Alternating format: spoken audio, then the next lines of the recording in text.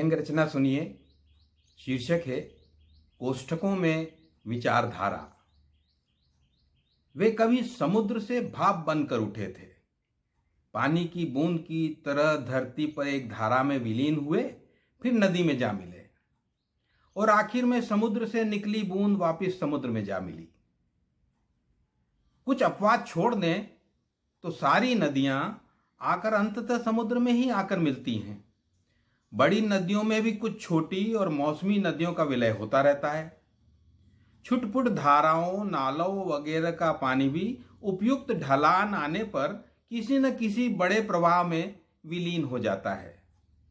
विलयन या घुलनशीलता की सर्वोच्च परिणति तो आखिर में समुद्र के विशाल खारेपन में एकाकार हो जाना ही है।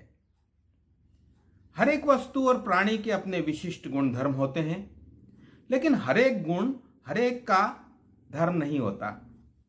कोई व्यक्ति स्वधर्मी है तो जरूरी नहीं कि वह गुणवान भी हो। इतना जरूर है कि अपने प्राकृतिक गुणों के कारण व्यक्ति या वस्तु की विशिष्ट पहचान अवश्य बन जाती है, जो अदृश्य भले ही रहे लेकिन जीवन पर्यंत उसके भीतर विद्यमान रहती है। पानी अपनी तरह से है तो नमक अथवा शक्कर की अपनी अलग अलग प्रकृति होती है। गुण प्रायः प्रकृति प्रदत्त होते हैं। गुणों और दुर्गुणों या सद्गुणों में बदलने का कार्य मनुष्य करता है।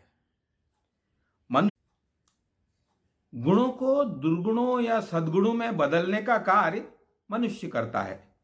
मनुष्य का अलग मूल आचार विचार होता है, फिर भी एक दूसरे में घुल मिल जाने की सामान्य प्रक्रिया हर जगह होती रहती है। मिलन और घुलनशीलता का भी अपना रसायन यानी केमिस्ट्री होती है।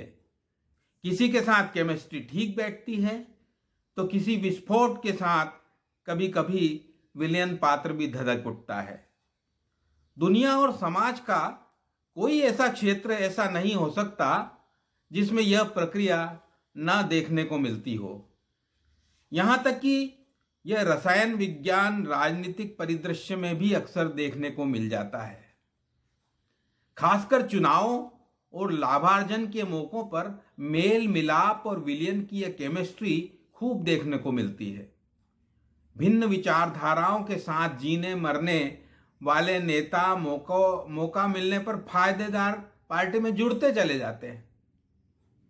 भिन्न विचारधाराओं के साथ जीने मरने वाले नेता मौका मिलने पर फायदे वाली पार्टी के साथ जुड़ते चले जाते हैं। जिस तरह विज्ञान में चीजों के विलय के संदर्भ में मिश्रण और यौगिक की अवधारणाएं होती हैं, उसी तरह राजनीतिक लोगों में के संविलयन को भी समझा जा सकता है।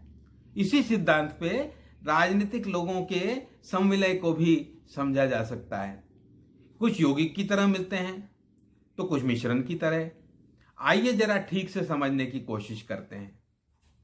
यौगिक प्रक्रिया के तहत मिलने वाले मूल तत्व अपनी स्वयं की पहचान मिटाकर भिन्न गुणों और पहचान के साथ अलग पदार्थ का निर्माण करते हैं। जैसे ऑक्सीजन और हाइड्रोजन गैस मिलकर पानी जैसे तरल पदार्थ में रूपांतरित हो जाते हैं, जबकि मिश्रण में सब तत्वों की प्रकृति और विशेषताएं कायम रहती हैं। मसलन शक्कर और पानी मिलकर शरबत बनाते हैं या फिर गेहूं में राई या मिट्टी का मिल जाना। इनको आसानी से अलग भी किया जा सकता है। शरबत को उबालें तो शक्कर और पानी अलग हो जाता है।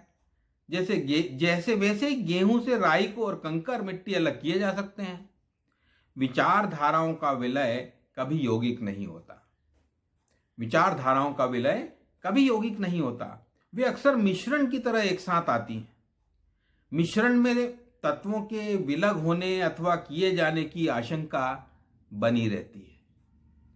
समुद्र के विशाल सीने पर भी भिन्न रंगों के अलग शेड दिखाई देते हैं। उसी तरह तेजस्वी और चमकदार राजनीतिक चादर पर विभिन्न विचारधाराओं के छापे उसका सौंदर्य भंग करते रहते हैं। इतिहास गवाह है जे सबसे बड़े दलों के उपदल बनते गए।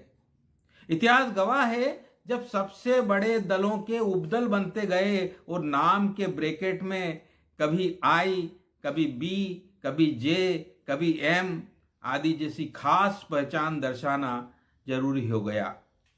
कौन जाने कब कोई अपना अलग कोष्टक बना ले। भानुमति के राजनीतिक पिटारे में विभिन्न विचारधाराओं के कोष्टकों की आशंका और उसका खतरा सदैव मंडराता रहता है। धन्यवाद।